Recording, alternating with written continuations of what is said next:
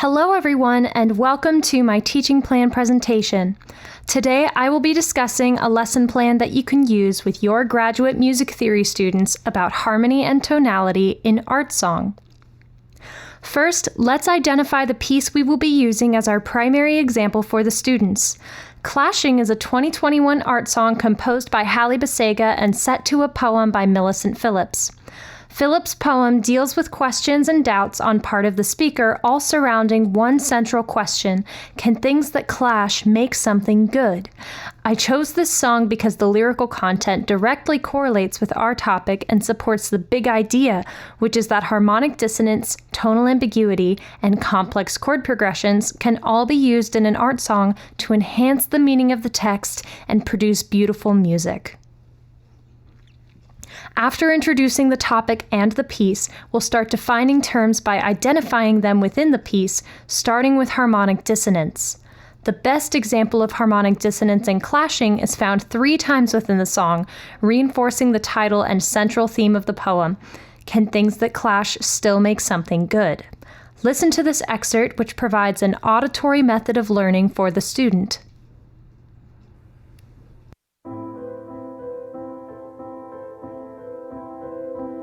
You can't make songs from clashing cymbals, can't make tangles seem so simple, can't say wait. Next, we'll tackle tonal ambiguity, specifically ambiguity in harmonic progression or modulation. This tool is strategically used in the beginning of the piece to enhance feelings of uncertainty, as is evidenced through the playing of this excerpt. Can't make tangles seem so simple, can't say wait and try to move first.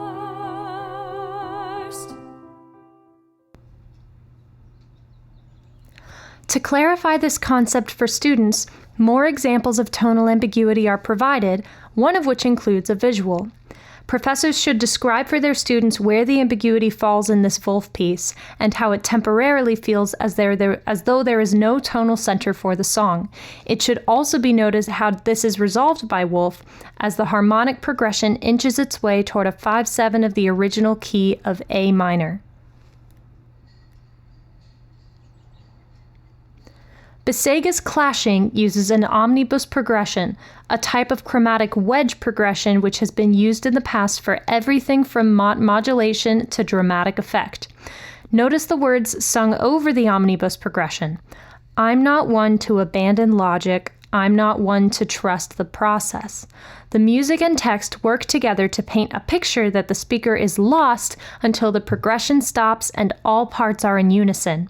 At this point, no tonality is established, and the vocalist sings the words, "We can't walk blind." I'm not one to abandon logic. I'm not one to trust the process. We can't walk blind.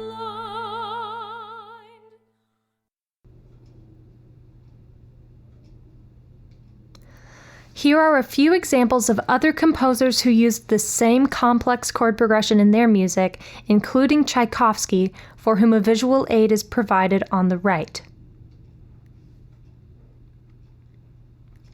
Finally, the lesson plan will dig deeper into analysis of music and text in song. This excerpt from Clashing contains multiple examples of word painting, as can be heard through the following excerpt. I've heard music, but it all just sounds the same. Blended symphonies far too tame, and I got bored with timid melodies. I was jolted awake when you clashed with me.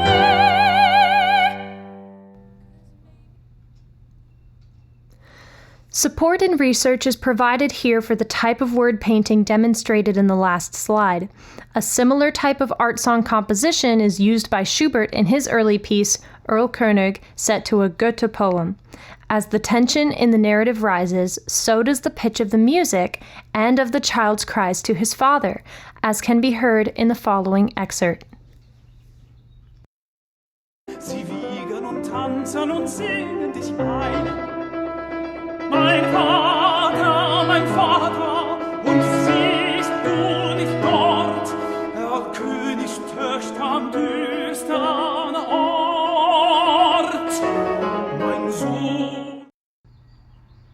Further analysis of relationship between music and text in this song deals with the repeated phrase, "Maybe all our mess could be something good." The composer wrote an intentionally confusing or less predictable vocal line to represent the mess being discussed by the poet.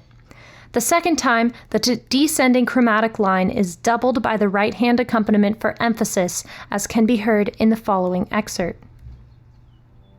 'Cause maybe we can, maybe we could, maybe all our mess could be something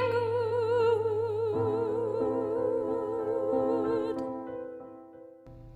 Davies quotes philosopher Gerald Levinson when describing the propositional model for composing art songs.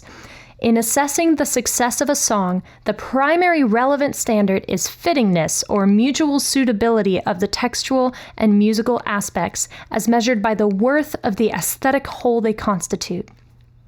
The lesson being taught in this teaching plan is threefold. First, music is a tool that can bring new life to poetry.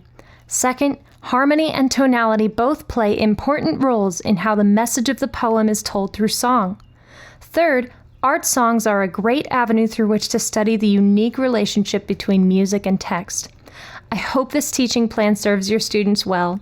Thank you for listening.